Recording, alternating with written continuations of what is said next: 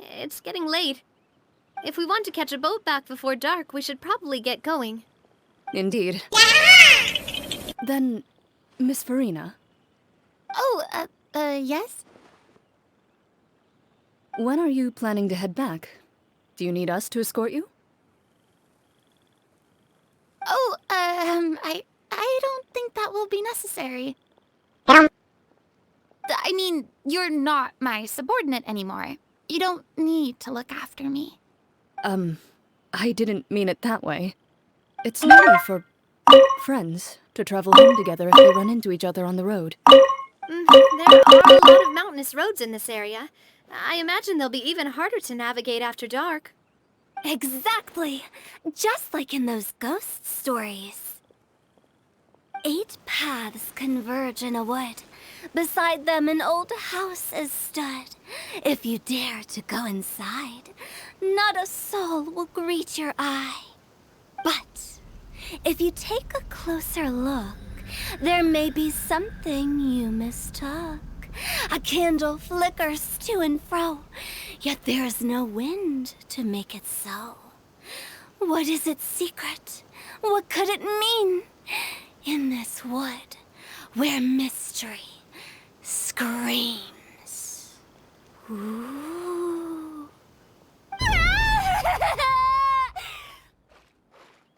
My dear demoiselles, ladies, no, I mean friends, please take me with you. Of course.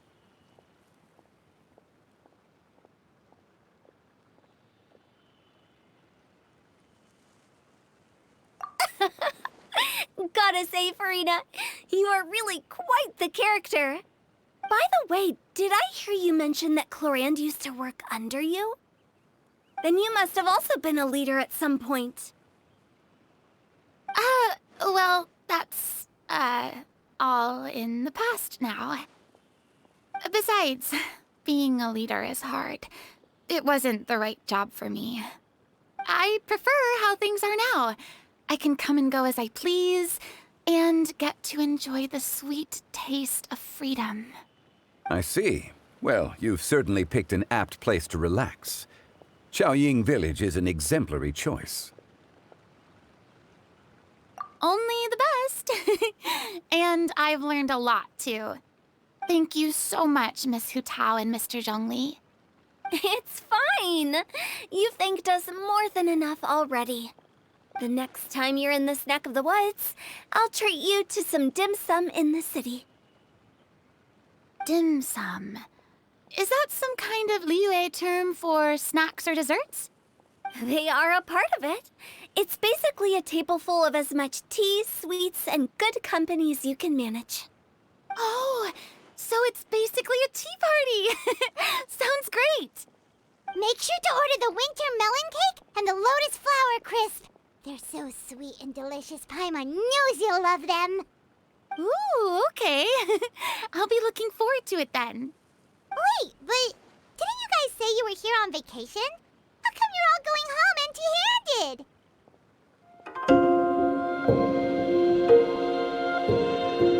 Of course I am. I bought tons of fun things to bring home with me. A kite, a parasol, a little tin frog that jumps. Oh, and a stuffed toy of a mythical beast. Chlorand is the one who didn't buy anything for herself. So all you're bringing back with you is that tea? And some tea-flavored hard candies. They're for Sigewin. Chlorand isn't much of a shopaholic. Well, one of us has to practice restraint. Hey, I'm hardly reckless with my Mora. I'll have you know, all the purchases I made today were well within my budget. Me? Oh, well, I bought some tea, of course. I just had to try all the varieties recommended in the Steambird. Other than that, just some bits and bobs, you know. A little bit of this, little bit of that. They should all be things I can use, I think. Now Paimon's even more confused. If you bought that much stuff, where did it all go? Into one of Linny's magic packets? Oh, actually... Monsieur Neuvillette took them with him. Oh, so that's what happened. Wait, what? Why did he take them. Oh, he's not. That's quite the imagination you've got there, Paimon. Monsieur Neuvillette just saw the amount of bags we had and offered to take them back for us. I felt a bit bad at first, but, I really did have a lot of stuff. He even offered to deliver my gifts to the Fortress of Meripede for me once he's done with the day's work. Neuvillette is a man of his word. If he says he can do something, then he means it. See, even Clorand was happy to take him up on his offer. If even his trusty subordinate agreed, then who was I to refuse? Wow, he seems like a real gentleman. Maybe he's not as uptight as I thought. If only the funeral parlor had an employee as thoughtful, proactive, and responsible as him. Right, Zhongli? Indeed.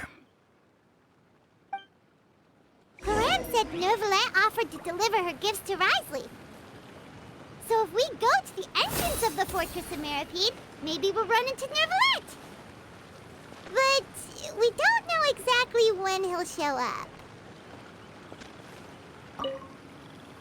Oh, that reminds me. A new year of work is about to begin. If there's anything you want to talk about, Zhongli, you know you can come to me. Does the director have any concerns? It just seemed like you were a bit preoccupied today, and much less talkative than usual. You barely said anything other than, "Is that so?" and "Indeed." If you ask me, I'd say you're having a midlife crisis. You're getting to be around that age after all. Is that so? Ugh. I jest.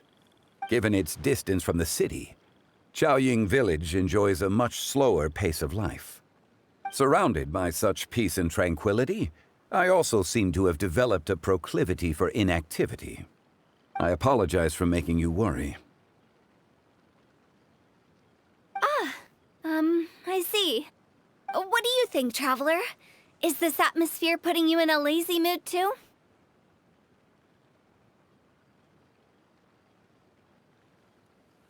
Wow, you are getting really good at these kinds of lines. Indeed.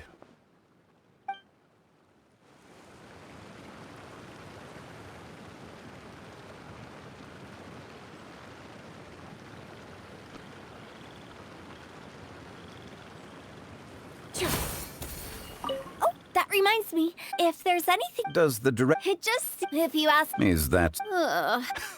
Given its distance... Surrounded by... I apologize for... What do you think, Traveler? Is this atmosphere putting you in a lazy mood too? Wow, you... Indeed.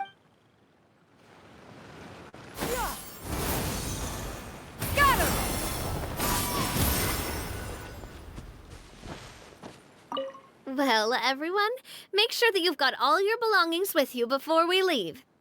If there's any souvenirs anyone still wants to buy, the time is now. Reliable as ever, Miss President. What is Clorand is right, though. You really are reliable. It's not what she's saying. It's the way... I will say, I never thought you'd be so easygoing outside of work, Clorand. The tone of voice you use when you're working doesn't exactly make you seem like the type who enjoys interacting with people. Well, I try to keep my professional and private life separate. That includes my behavior. You take care now, Traveler. Paimon. Trying to act cool now, are we?